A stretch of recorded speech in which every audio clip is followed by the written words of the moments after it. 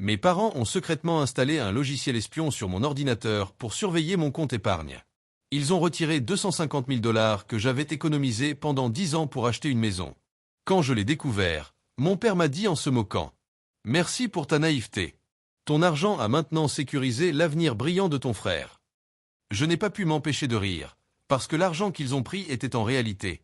Merci d'être ici avec moi aujourd'hui. J'espère que tu passes une belle journée, peu importe où tu te trouves. J'aimerais bien que tu écrives en commentaire de quelle ville ou pays tu regardes et quelle heure il est là-bas. Commençons maintenant notre histoire ensemble. L'odeur de mon petit appartement était en général réconfortante, même si un peu banale, un mélange de vieux livres et d'un léger parfum métallique de café pris tard la nuit. Pendant 10 ans, c'était le décor d'un objectif unique et clair: construire mon avenir. Cet avenir était représenté par un chiffre, un montant qui augmentait régulièrement sur mon compte épargne en ligne. 250 000 $. C'était $250 000 que j'avais réussi à économiser pièce par pièce, décision difficile après décision difficile. Chaque déjeuner dans un sac en papier que je mangeais à mon bureau pendant que mes collègues allaient au restaurant. Chaque paire de chaussures usées que je portais encore une saison de plus. Chaque voyage repoussé. Chaque mission freelance faite le week-end alors que j'étais déjà débordé. Tout ça avait donné ce chiffre. C'était plus que de l'argent. C'était la preuve physique de ma capacité à me débrouiller seul, de ma discipline, de mon ambition discrète. C'était l'argent pour l'acompte d'une maison simple et solide, avec un petit jardin. Je faisais défiler les annonces immobilières en ligne, tard le soir, imaginant un endroit où je pourrais enfin poser mes racines, à moi. C'était tout simplement mon indépendance. Mes parents, que Dieu les bénisse, avaient toujours beaucoup d'opinions, non demandées, sur mes finances. Ce n'étaient pas des conseils gentils d'un investisseur expérimenté. C'était une critique constante, déguisée en inquiétude. « Tu es sûr que ton compte épargne est le meilleur endroit pour ton argent, Michael ?» me demandait ma mère pendant nos appels obligatoires du dimanche soir. Sa voix avait ce ton d'angoisse parentale qui ressemblait plus à un jugement. « Tu sais, l'inflation et les prix de l'immobilier ne font qu'augmenter. Tu devrais peut-être faire travailler ton capital. Peut-être aider David à lancer son projet. » David, mon petit frère. Le centre de l'univers familial. Ses besoins passaient avant tout. On disait qu'il avait un potentiel énorme. Chaque pas qu'il faisait était une occasion de le féliciter, et souvent, de dépenser de l'argent. Les frais de scolarité de David avaient demandé de gros sacrifices à mes parents, ce qu'il racontait à tout le monde. Son idée brillante de start-up, pas très claire, allait soi-disant changer le monde. Encore des sacrifices, encore des discours sur son futur succès incroyable. Moi, de mon côté, j'avais terminé l'université sans dette grâce à des bourses et des petits boulots. J'avais trouvé un poste stable d'ingénieur. J'avais patiemment fait grossir mon épargne. Mais à chaque fois, mes réussites étaient accueillies par un simple hochement de tête, « C'est bien Michael ». Et puis on revenait vite sur la dernière candidature de David ou ses contacts importants. Mon rôle était clair. Le fils discret et fiable, le pilier de soutien, celui qui devait aider sans attendre de reconnaissance ni, Dieu nous en garde, de l'aide en retour. J'étais le socle solide, invisible, sur lequel il construisait tout, sans jamais se rendre compte qu'il me voyait juste comme du matériau à utiliser. J'étais aveugle. Je croyais vraiment que leurs manipulations discrètes, leurs conseils constants, leurs préférences évidentes pour David, étaient juste des maladresses, des manières étranges de m'aimer. Je confondais leur besoin de tout contrôler avec de l'attention sincère. Je pensais que leur attente de mon soutien total représentait une belle unité familiale. Leur maison sur Maple Lane, celle où j'avais grandi, était un temple de perfection fabriqué. La pelouse était toujours bien coupée. Les coussins sur le canapé parfaitement gonflés. Les photos de famille soigneusement alignées pour montrer les moments importants. Même enfant, je sentais que tout cela sonnait faux. L'air sentait toujours un parfum floral fort choisi par maman, presque trop puissant, pour cacher toute odeur normale. La voix de mon père, grave et autoritaire, pouvait interrompre toute discussion gênante, pour revenir à des sujets sans risque ou aux exploits de David. Mon compte épargne, lui, datait du lycée. Je l'avais ouvert jeune, et il était encore lié à l'adresse de mes parents pour les relevés papiers, même après que j'ai déménagé. C'était un détail que je n'avais jamais changé. Plus grave, je leur avais donné mes identifiants d'accès en ligne, il y a des années. Je ne me souvenais même plus pourquoi. Peut-être qu'ils devaient transférer un petit montant pour une dépense partagée. Ou peut-être qu'ils avaient juste insisté pour m'aider à créer l'accès en ligne. Et j'avais accepté, en leur faisant confiance. Pour moi, c'était normal. Une famille, ça partageait tout, non? Le premier signe, avec le recul, était presque invisible. Mon ordinateur de travail, assez neuf et puissant, a commencé à ramer. Les programmes se figeaient. Les fichiers mettaient des secondes à s'ouvrir. Les sites internet tournaient dans le vide. C'était comme traîner un poids énorme. J'ai fait des scans antivirus, supprimé de vieux programmes, nettoyé la mémoire. Mais rien n'a aidé. Ce problème devenait une gêne constante dans mon travail. Comme une petite démangeaison que je n'arrivais pas à gratter. Une frustration mineure que j'ai attribuée à un problème matériel. Puis les questions ont commencé. Plus précises, plus intrusives. Toujours avec ce ton gentil mais perçant. Tu penses toujours acheter cette maison l'année prochaine, Michael? Les prix sont fous, tu sais. Tu es vraiment sûr que ton épargne est suffisante? Tu devrais peut-être revoir ta stratégie. La voix de ma mère au téléphone, douce mais insistante, me piquait comme des aiguilles. Je me sentais observé, jugé. J'ai essayé de ne pas y penser, de dire que c'était juste mon stress. Une nuit, en cherchant pourquoi mon ordi ramait autant, j'ai ouvert le gestionnaire des tâches. Je regardais la liste des programmes actifs. La plupart étaient normaux. Mais un nom m'était inconnu. Il semblait banal, technique. Je l'ai recherché sur un autre appareil. Et là, j'ai eu froid dans le dos. Ce programme était lié à un logiciel d'espionnage à distance. Il pouvait enregistrer les touches tapées, prendre des captures d'écran, accéder aux fichiers, même activer la webcam et le micro. Pourquoi ce programme était sur mon ordinateur de travail? Avais-je cliqué sur un lien dangereux? Téléchargé un truc par erreur? Une pensée horrible a commencé à naître. Pas eux. Pas mes parents. Mais avec les questions qu'ils me posaient, le moment où c'était apparu, l'accès que je leur avais donné. Tout commençait à prendre sens. Une vérité horrible. Je tremblais en allant sur mon compte en ligne cette nuit-là. Le curseur avançait lentement à l'écran, comme mon cœur rempli de peur. La page s'est chargée. Je regardais le solde, le montant que j'avais mis 10 ans à construire. Mais, ce montant n'y était plus. Le chiffre affiché était minuscule. À peine de quoi payer un mois de loyer. Un bruit étranglé est sorti de ma bouche. J'ai ouvert l'historique des transactions, défilant de plus en plus vite, haletant. Et c'était là. Un seul virement massif. Daté de mardi dernier. Montant, 250 000 $. Le monde s'est renversé. Ma poitrine s'est serrée. Pas au sens figuré, j'avais vraiment mal, comme si une barre de fer écrasait mon torse. Comme si un fil barbelé m'empêchait de respirer. Ce n'était pas possible. Ça devait être une erreur. Un piratage. Pas eux. Pas ma famille. Cet argent, c'était 10 ans de ma vie. Mon avenir. Mon rêve d'un lieu à moi. Disparu. J'ai conduit jusqu'à leur maison le lendemain. Je n'ai presque rien vu sur la route. Mon cerveau essayait de trouver une autre explication. Mais en arrivant, tout était comme toujours. Les rosiers taillés, l'allée brillante, l'air chargé du parfum floral trop fort. David était là, allongé sur le canapé, tranquille avec sa tablette. Mes parents étaient assis en face. Ils ont été surpris de me voir, puis méfiants en voyant mon visage. Je n'ai pas dit bonjour. Ma voix était faible, tendue, presque un murmure. Les mots me faisaient mal en sortant. Mon argent, les 250 000 $, il a disparu. La main de ma mère s'est portée à sa bouche, geste automatique de choc. Oh Michael, c'est horrible. Tu as été piraté? Tu as cliqué sur un lien dangereux? Mon père s'est penché en avant, fronçant les sourcils, montrant un faux souci. Tu es sûr, mon fils? Tu as bien regardé le relevé? La banque en ligne, ça peut être compliqué. J'ai sorti mon téléphone, forçant mes doigts tremblants à afficher l'historique des transactions. L'écran était froid dans ma main. Je le leur ai tendu, preuve évidente.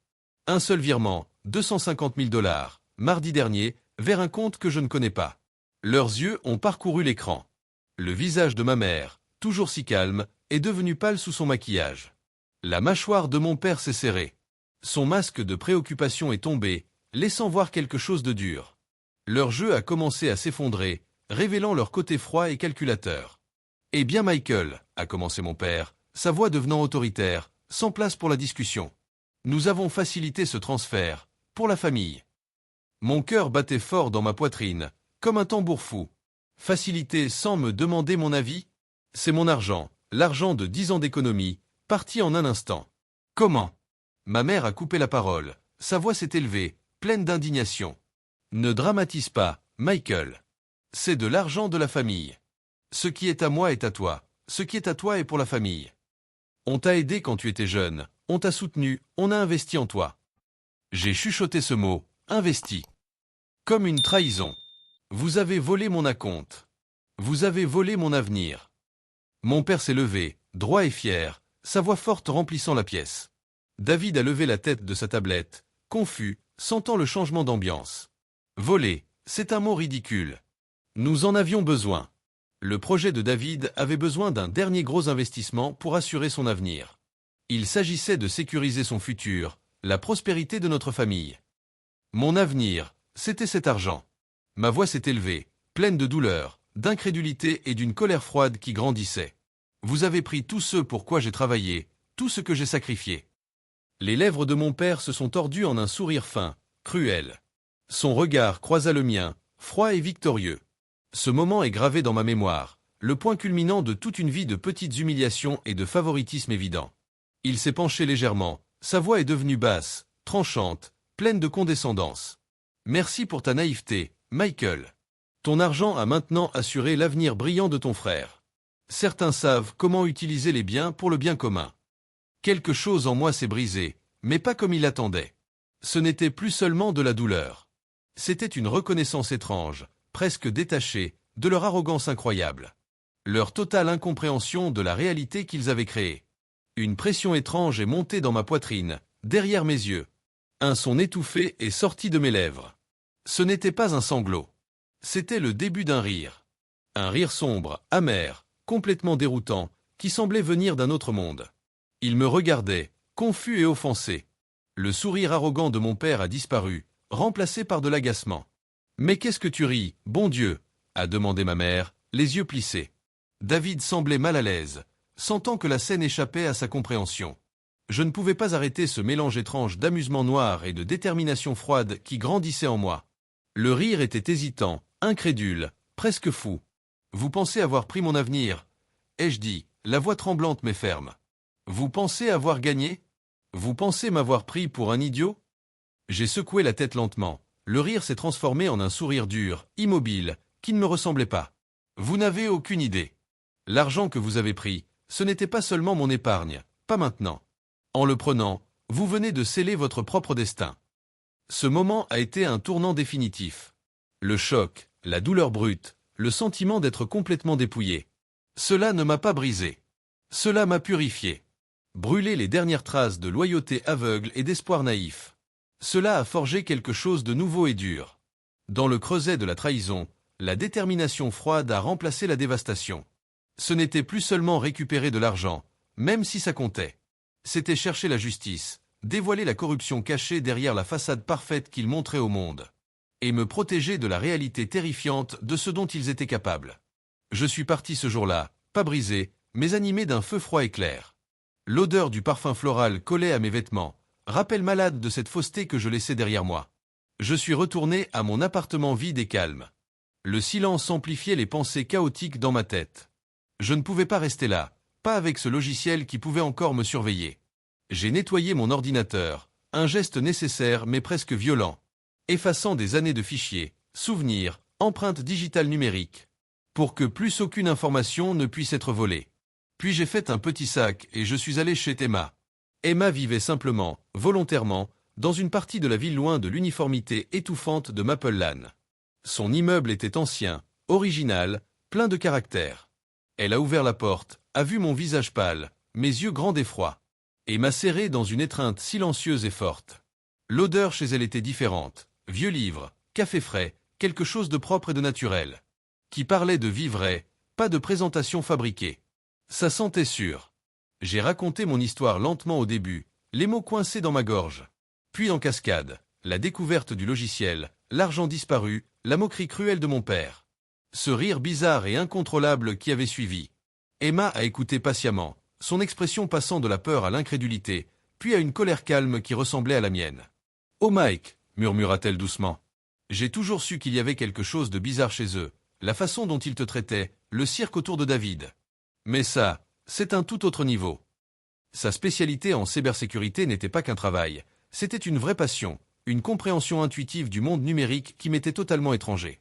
Elle a tout de suite compris les implications du logiciel espion, enregistreur de frappe, accès à distance, capture d'écran. Ce n'est pas juste pour voir ce que tu fais. C'est pour accéder à tes comptes, tes fichiers, tes infos personnelles, surtout si tu utilises cet ordinateur pour ta banque ou autre chose de privé. Nous avons commencé à enquêter, travaillant tard dans la nuit, portés par l'adrénaline et le café fort d'Emma.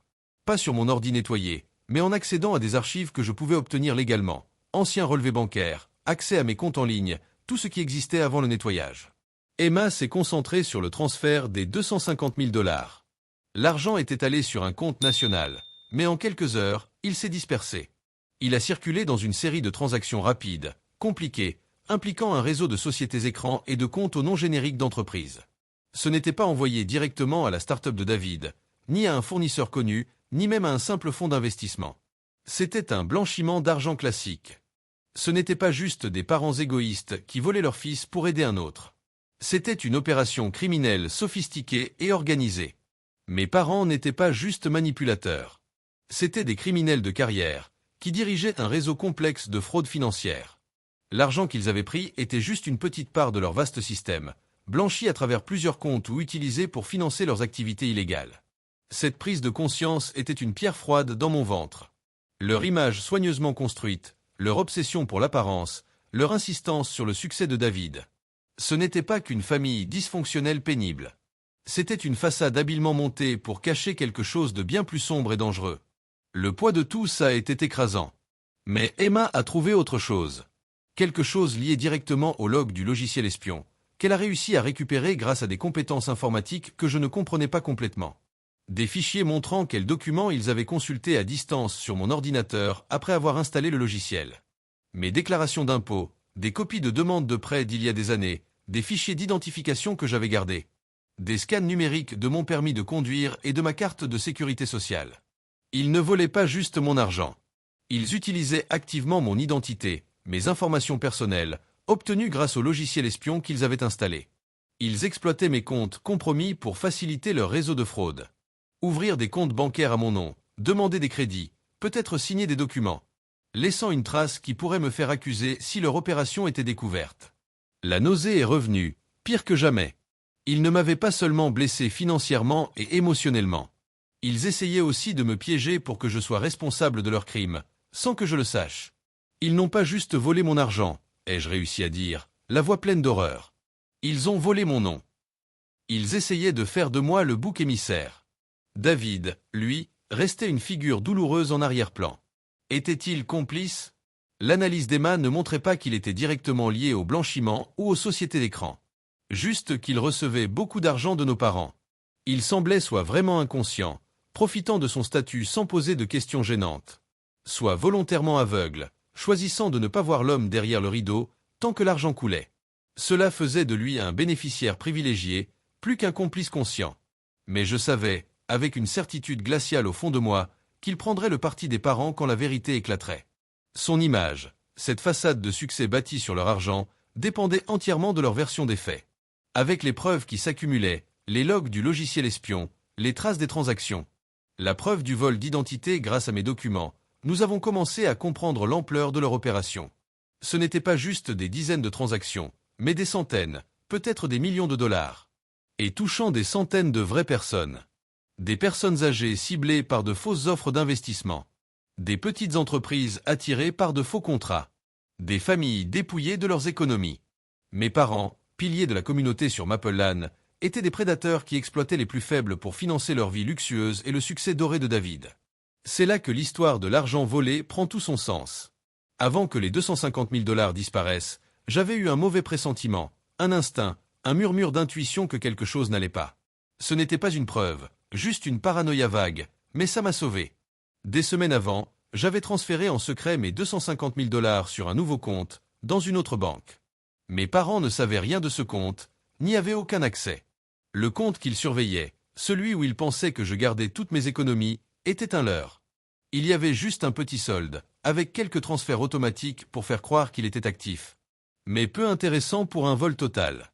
Ce qu'ils ont vu et ce qu'ils ont volé ce jour-là n'était pas ma vraie épargne. D'après les dates et les montants qu'Emma a suivis, ils ont volé de l'argent qu'ils avaient eux-mêmes transféré à travers mon compte compromis, comme un arrêt caché dans leur réseau complexe de blanchiment international. Ils pensaient utiliser mon compte pour nettoyer leur argent sale ou le cacher temporairement, croyant que mon gros solde rendrait la transaction normale. En le volant, ils n'ont pas pris mon avenir. Ils ont pris leur propre argent, chaud, laissant une trace numérique évidente qui remonte directement à eux. Passant par un compte lié à moi, la personne dont ils volaient aussi l'identité. Mon rire presque fou à ce moment-là, c'était l'ironie cosmique et sombre de tout ça. Ils pensaient être malins, intouchables, volés sans être pris. Mais ils sont tombés dans un piège que j'avais inconsciemment préparé. En fournissant la preuve précise et irréfutable qui détruirait tout ce qu'ils avaient construit sur des mensonges. Ils ont volé leur propre piège. J'ai répété ça à Emma. La réalité était terrifiante, mais aussi profondément satisfaisante. La décision était claire et impérative. Ce n'était plus un problème familial que je pouvais régler seul. La fraude était trop grande, les victimes trop nombreuses, et mon propre risque légal à cause du vol d'identité trop réel. Nous avions besoin des forces de l'ordre. Nous avions besoin de justice. Pas seulement pour moi, mais pour toutes les autres victimes. Avec Emma, nous avons rassemblé les preuves dans un dossier complet et chronologique. Les historiques des transactions, les adresses IP, la corrélation entre l'accès au logiciel espion et les activités frauduleuses. Des captures d'écran du logiciel prises par accident. Les noms des sociétés écrans. Des pistes sur des victimes potentielles identifiées par des documents publics liés aux arnaques. Nous avons consulté discrètement un avocat, quelqu'un d'extérieur, objectif. Elle a confirmé la solidité de nos preuves. Elle nous a conseillé sur la meilleure façon d'aborder les autorités, pour éviter que je sois accusé à tort à cause du vol d'identité. Vu la taille du réseau financier, probablement transfrontalier, le FBI était l'agence compétente. Les jours suivants ont été flous, remplis de réunions où je racontais encore et encore cette histoire douloureuse. En présentant les preuves techniques et financières. Les agents étaient prudents au début, comme il faut. Mais au fur et à mesure qu'Emma expliquait la piste numérique complexe et que je décrivais la dynamique familiale, leur visage changeait. De la neutralité professionnelle à une gravité sévère. Ils voyaient le réseau. Ils voyaient le blanchiment. Ils voyaient le vol d'identité audacieux. Ils voyaient la profondeur de la trahison. Ils voyaient le nombre potentiel de victimes. Le point culminant n'a pas été une confrontation dramatique au tribunal, comme dans les films. C'était l'arrivée froide et calculée de la justice. Les agents ont travaillé vite et discrètement, obtenant des mandats. Ils ont planifié l'arrestation un mardi matin, quand mes parents seraient tous les deux dans leur bureau banal de banlieue, un faux front pour une partie de leur opération. Je n'étais pas là pour l'arrestation. Mais Emma et moi attendions près de là. La tension tirait fort dans ma poitrine, l'air était rare, difficile à respirer. J'imaginais la scène. Le bureau banal. Le coup frappé à la porte. L'arrivée soudaine des agents fédéraux avec leurs badges. La lecture des droits. Plus tard, j'ai appris des détails grâce au dossier et au contact d'Emma. Leur arrogance au début. Leur façade bien réglée de gens d'affaires légitimes. Qui s'est effondrée immédiatement sous la lumière froide du contrôle fédéral. Le visage du père, quelques instants avant, calme et sûr, est devenu blanc comme un linge. Le masque soigneusement construit de la mère s'est brisé complètement. Sa voix montait dans des dénégations frénétiques et incohérentes, accusant tout et tout le monde sauf elle. Le bruit des menottes claquant était net et définitif. Ils ont essayé de tout nier, puis de négocier. Puis, pathétiquement, de me rejeter la faute, à cause des comptes compromis. Un dernier acte de manipulation, refusant d'assumer leurs responsabilités. Mais les preuves étaient écrasantes. La trace de leur argent sale passant par mon compte. Les logs du logiciel espion. Les faux documents utilisant mon identité. Tout était irréfutable. Les suites ont été un chaos. Les arrestations, d'abord une simple information locale, ont rapidement fait la une dans la région, puis dans tout le pays. Quand on a compris l'ampleur de la fraude. L'image publique soigneusement construite de mes parents. La famille parfaite de Maple-Lan. S'est effondrée aux yeux de tous. Puis est venue la vague sociale. Une nouvelle douleur. Des appels de proches confus, certains soutenants, beaucoup influencés par la version des parents. Des murmures dans la communauté. David, mon frère, qui avait profité directement de leur crime, n'a pas réagi avec honte, ni compassion pour les victimes, mais avec une colère furieuse et égoïste envers moi. Il est allé sur les réseaux sociaux avec vengeance, peignant une famille stable et respectable détruite par un fils ingrat, jaloux et perturbé, faisant des accusations fausses et méchantes, utilisant la même langue que nos parents lui avaient apprise toute sa vie, que j'étais moins digne, moins capable et maintenant méchant. Il essaie de nous détruire, criait-il en ligne, essayant de rallier les sympathisants restants et d'attiser l'opinion publique. Ce fut une trahison finale douloureuse mais éclairante. Elle montrait combien il était complètement pris dans cette famille toxique. Et prêt à tout pour protéger sa position privilégiée. Le procès a été long, épuisant, avec des audiences, des procédures. Puis la préparation du procès ou des négociations. Mes parents, privés de leur façade publique, fatigués et âgés, montraient peu de remords, continuant à justifier leurs actes ou à minimiser leur rôle. Mais les preuves compilées par Emma et moi tenaient bon. Mon vrai compte épargne de 250 000 $ était sain. Dans une banque sûre où je l'avais déplacé. L'argent qu'ils avaient passé par mon compte. L'argent volé, chaud, avait été saisi parmi les biens liés à la fraude. Avec mon avocat et les autorités, fournissant documents et témoignages clairs. J'ai pu me protéger légalement, m'assurant que mon nom soit retiré de toute responsabilité liée au vol d'identité et à la fraude. C'était un long processus difficile de me détacher de cette toile criminelle toxique. Réclamer ma réputation. Ce n'était pas un grand moment public, mais un travail constant et délibéré, coopérant pleinement avec la justice, corrigeant calmement les erreurs quand elles apparaissaient, et finalement, décidant de raconter ma vérité pour contrôler mon histoire. Les mois ont passé, presque une année, jusqu'à la fin des procédures légales. Mes parents ont reçu de lourdes peines de prison, à la hauteur de la gravité et de l'impact de leurs crimes. La justice, froide et légale, avait été rendue. Il n'y a pas eu d'excuses dramatiques au tribunal. Pas de réconciliation. Rien qui ressemble à une fin hollywoodienne à des décennies de trahison. Juste l'annonce sérieuse des conséquences. La frontière finale, claire, entre eux et moi.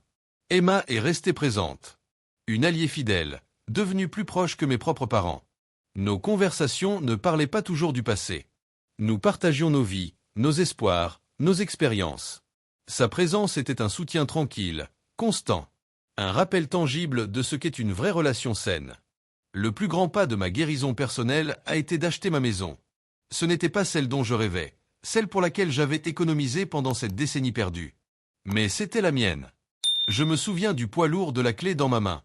Du clic calme de la serrure quand j'ai ouvert la porte pour la première fois, seul. La maison était vide, les pièces résonnaient légèrement. Une toile blanche attendant d'être remplie. Mais je ne me sentais pas seul. Je sentais le possible, la sécurité, la paix. Il n'y avait pas de photos de famille oppressantes sur les murs. Pas de parfum artificiel qui pèse. Juste l'odeur propre de la peinture fraîche. Et la promesse d'un futur que je construirais sur une base solide. C'était mon espace. Sûr. Protégé. Un vrai lieu que j'avais gagné au prix de douleurs et trahisons inimaginables. Les cicatrices restent. Une partie de moi sera sans doute toujours prudente. Toujours vérifiant les détails 2 fois. Toujours un peu moins confiante. La douleur de pleurer la famille que je croyais avoir, même si cette famille reposait sur des mensonges et des manipulations, est une douleur sourde qui revient parfois, surtout pendant les fêtes, ou quand je vois d'autres familles qui semblent normales. Mais ça ne me définit plus. Le $250 000 n'était que de l'argent. La liberté, la vérité et la force que j'ai trouvées, elles, sont inestimables. Les familles toxiques sont partout. Elles sont sournoises et profondément blessantes. Elles changent la façon dont tu te vois et vois le monde. Elles détruisent ton estime de toi. Elles te font douter de ta santé mentale. Poser des limites n'est pas cruel ni irrespectueux. C'est un acte essentiel de protection de soi. Une déclaration que ton bien-être compte. Parfois, les personnes qui sont censées t'aimer le plus, celles avec qui tu partages ton sang, sont celles qui te font le plus mal. Mais découvrir la vérité, aussi douloureuse soit-elle, est la première étape nécessaire pour guérir et reprendre ta vie en main. Te défendre, même quand ta propre famille essaie de te détruire et de salir ton nom. C'est un acte de courage profond et d'amour de soi. J'ai construit ma maison, brique par brique, avec des années de sacrifice. Mais j'ai construit ma nouvelle vie sur le socle de la vérité, du respect de soi, et du courage de partir loin de ce qui me détruisait. Toi, as-tu déjà dû faire un choix impossible entre ton bien-être et garder une relation avec une famille toxique? Qu'est-ce qui t'a finalement poussé à poser une limite qui a tout changé?